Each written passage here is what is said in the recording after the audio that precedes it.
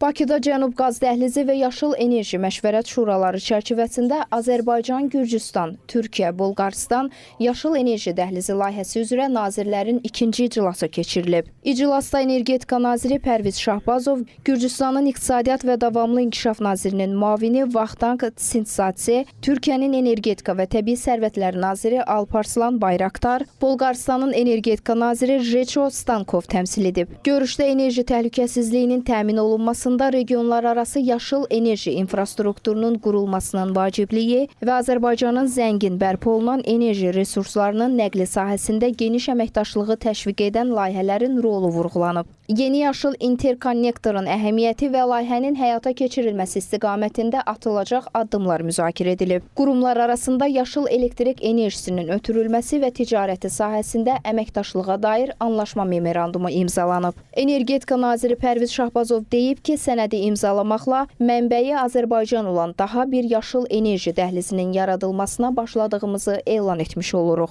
Sənəd 4 ölkə arasında yaşıl elektrik enerjisinin ötürülməsi və ticarəti potensialının artırılması məqsədi ilə birgə investisiya layihələrinin hazırlanması, elektrik enerjisi infrastrukturunun inkişafı, o cümlədən elektrik enerjisi sisteminə inteqrasiya prosesi üzrə əməkdaşlığı ehtiva edir.